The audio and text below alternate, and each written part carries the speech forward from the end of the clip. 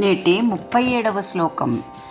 ఆవానైశ్చంద్రకాంతైశ్చ్యుతతిమిరతయా తానవాత్తారకాణాం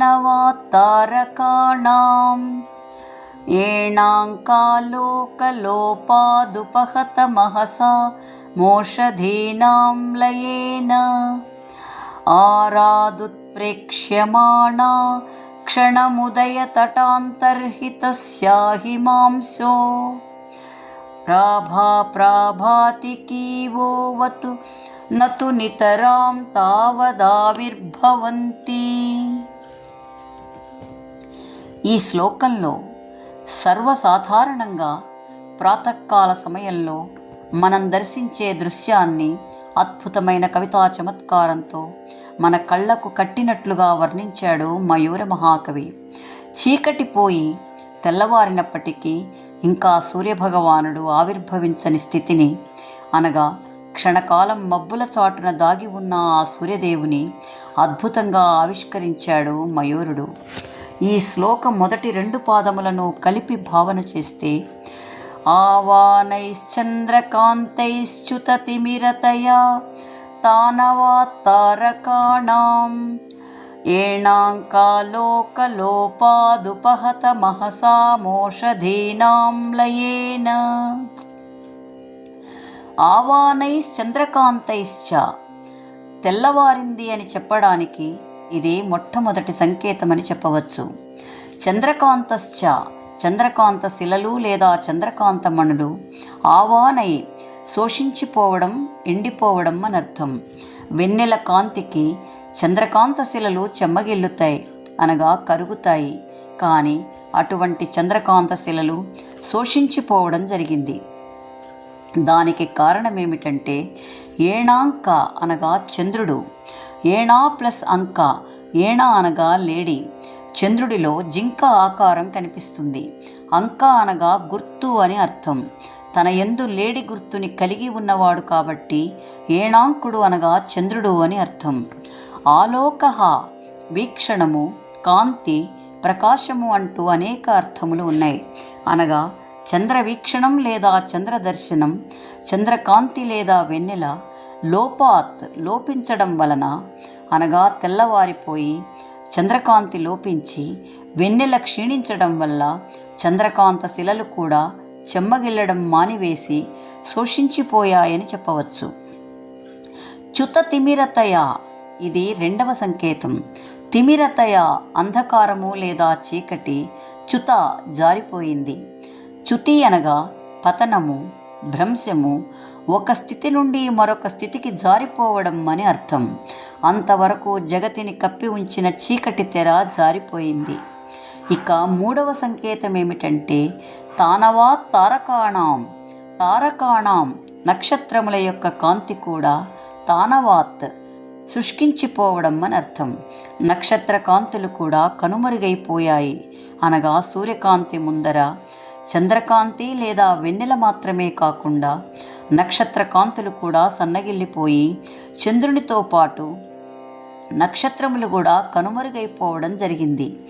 అంతేకాదు, తెల్లవారిందని చెప్పడానికి మరొక సంకేతం ఏమిటంటే ఏణాంక ఆలోకలోపాత్, చంద్రకాంతి లేదా చంద్రదర్శనం లోపించడం వల్ల ఓషధీనాం, ఓషధీలతల యొక్క మహస, గొప్పదనము లేదా తేజస్సు కూడా ఉపహత, దెబ్బతిన్నవై బాధించబడినటువంటి ఆ ఓషధీలతల తేజస్సు కూడా లయేన, వినాశనం లేదా అంతము, అనగా చంద్రకాంతి లోపించడం వల్ల చంద్రకాంత శిలలు శోషించిపోవటమే కాకుండా ఓషధీలతలు కూడా లయమైపోయి వాటి తేజస్సు కూడా అణగారిపోయింది అని చెప్పవచ్చు.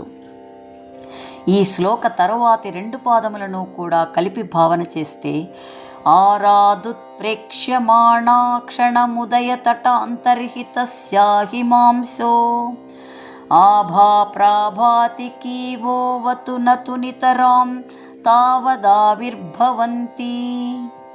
తావత్, అయినప్పటికీ అని అర్థం. అనగా చంద్రకాంత శిలలు శోషించిపోయి చీకటి జారిపోయి నక్షత్రకాంతులు సన్నగిల్లి ఓషధీలతలు సైతం లయమైపోయినప్పటికీ ఇతరాం, నిశ్చయంగా, మిక్కిలిగా, పూర్తిగా, పరిపూర్ణంగా అంటూ అనేక అర్థములు ఉన్నాయి. అనగా ఇంకా పూర్తిగా అహిమాంసో, ఆ సూర్యదేవుడు మంచు తెరలు తొలగించి కరగించువాడైనటువంటి, అనగా అజ్ఞానాంధకారాన్నే కాకుండా మంచు వలె పీడిస్తున్న జడత్వాన్ని సైతం కరిగించే ఆ సూర్యదేవుడు క్షణకాలం పాటు ఉదయ పర్వతం లేదా తూర్పు కొండల చర్యలయందు అంతర్హితస్య, తూర్పు కొండల మాటున దాగి ఉన్నటువంటి ఆ సూర్యకాంతి తూ అనగా బట్ కానీ అని అర్థం. చీకటి తొలగి తెల్లవారిపోయింది, కానీ ఇతరాం పూర్తిగా నా ఆవిర్భవంతి, ఆ సూర్యదేవుడు పైకి స్పష్టంగా కానరావడం లేదు. ఇంకా సూర్యభగవానుడు ఉదయ పర్వత చర్యల యందు దాగి ఉండి స్పష్టంగా ఉదయించలేదని చెప్పవచ్చు. తూ, ఈ కాని అనేటువంటి ఈ ఏకాక్షర సంస్కృత శబ్దాన్ని 2 మార్లు అన్వయించుకోవచ్చు. తెల్లవారిపోయింది, కానీ ఉదయ పర్వత సానువులలో దాగి సూర్యుడు స్పష్టంగా కానరావడం లేదు అని ఒక అర్థం. కానీ ఆరాత్, ఇంకొంచెం సేపటిలో లేదా కొద్దిసేపటిలోనే ఆభా, ఆ అనగా నుండి, భా అనగా కాంతి అని అర్థం. ఆ అనగా ఆ ఉదయ పర్వత సానువుల నుండి, భా ఆ సూర్యకాంతి కొద్దిసేపటిలోనే ఉత్ప్రేక్షమాణ, ఊహించే విధంగా, కొద్దిసేపటిలో సూర్యభగవానుడు ఉదయిస్తాడని ఊహించబడే విధంగా ప్రకాశించే ప్రాభాతికి, ఆ సూర్యదేవుని యొక్క ప్రాతకాలానికి సంబంధించిన ఆభా, ఆ ప్రాతకాల అరుణోదయ కాంతి అని మరొక అన్వయం. ఆ విధంగా ఆ ప్రాతకాల సూర్యోదయ కాంతి వహా, మిమ్ములను అవతు, రక్షించుగాక అని ఆకాంక్షిస్తున్నాడు మయూరుడు.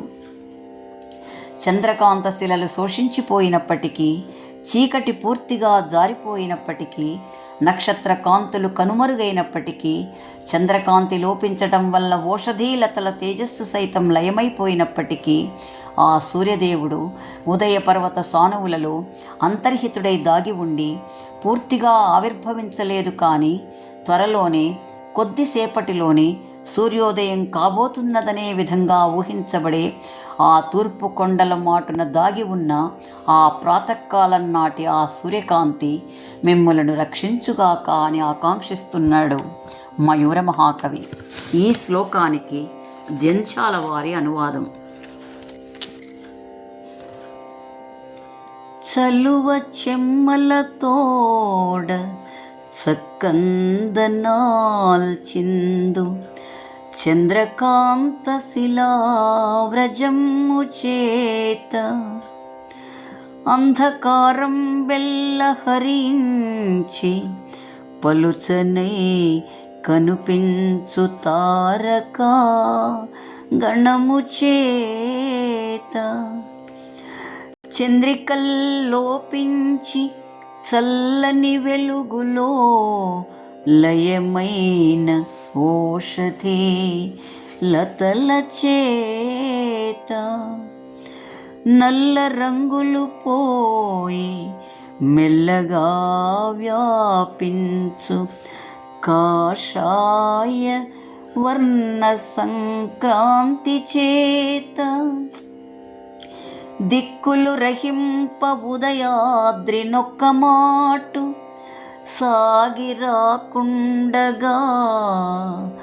ఆగి ఆగి మందహాస రుచితోడ రవితేజ మరుగుదెంచే సోదరా తెమ్ము పూజా ప్రసూన వితతి. స్వస్తి.